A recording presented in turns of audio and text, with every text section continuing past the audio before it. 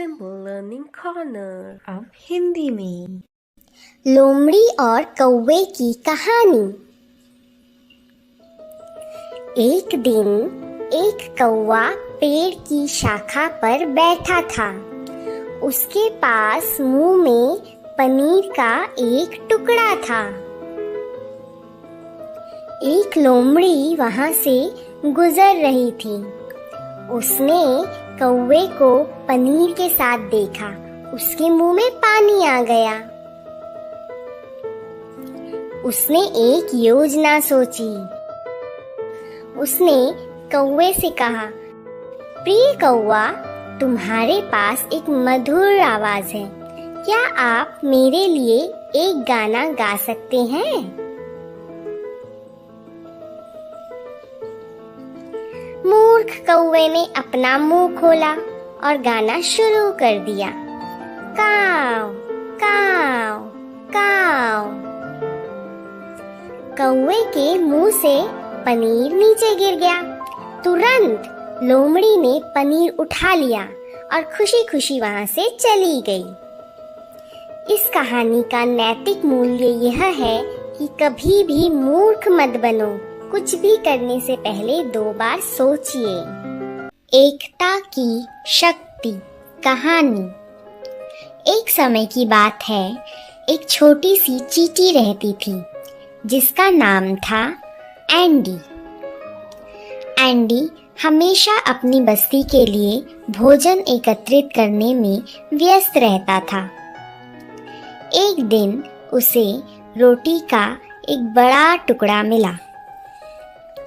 जोश में वह स्वयं ही रोटी के टुकड़े को अपनी बस्ती की ओर धकेलने का प्रयास करने लगा। रास्ते में उसकी मुलाकात एक चींटियों के समूह से हुई और उन्होंने उसकी मदद करनी चाहिए। एंडी गर्व और स्वतंत्रता महसूस करते हुए उनकी मदद लेने से इनकार कर दिया और अपना काम जारी रखा। लेकिन जैसे ही उसने रोटी के टुकड़े को हिलाने के लिए संघर्ष किया, उसे इसका एहसास हुआ कि सामूहिक कार्य करने से काम काफी आसानी से हो जाएगा। उसने विनम्रतापूर्वक अन्य चींटियों की मदद लेना स्वीकार कर लिया। एक साथ वे सफलतापूर्वक उस रोटी के टुकड़े को अपनी बस्ती तक लाने में कामयाब रहे। इस कहानी से हमें यह शिक्षा मिलती है कि सामूहिक कार्य और सहयोग से हम किसी भी कार्य को अकेले करने की तुलना अधिक सफलतापूर्वक पूर्ण कर सकते हैं। मधुमक्खी और पक्षी की कहानी। एक बार एक पक्षी ने एक मधुमक्खी से पूछा, तुम इतना निरंतर मेहनत करके शहद तैयार करती हो, लेकिन एक आदमी आकर उस शहद को चुरा कर ले जाता है, क्या तुम्हें दुख नहीं होता?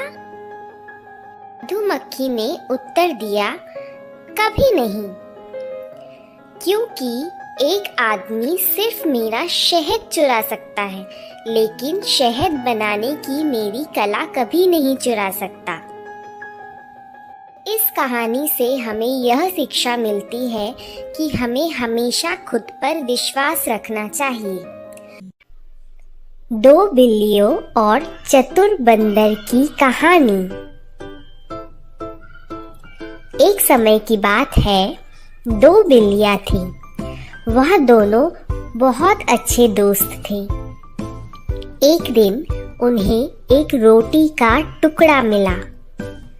साझा करते समय उन्होंने एक बड़ा और एक छोटा टुकड़ा बनाया। इसीलिए वे दोनों बड़े टुकड़े के लिए लड़ने लगे। उस समय एक बंदर ने उन्हें लड़ते हुए देखा। बंदर ने उन्हें कहा, मैं इसे समान रूप से साझा कर देता हूँ। उसने रोटी के बड़े टुकड़े को थोड़ा सा खा लिया जिससे कि वह दोनों टुकड़े बराबर हो जाए। फिर उसने दूसरे बड़े टुकड़े को थोड़ा सा खा लिया, जिससे कि वह दोनों टुकड़े बराबर हो जाए। उसने थोड़ा थोड़ा करके पूरी रोटी खा लिया और खुशी खुशी वहां से चला गया। बेचारी बिल्लियां रोटी से हाथ धो बैठी। इस कहानी का नैतिक मूल्य यह है कि हमारे पास जो भी हो, हमें उसे साझा करना सीखना चाहिए। ऐसे ही और वीडियोस देखने के लिए लाइक, शेयर और सब्सक्राइब करना ना भूलें।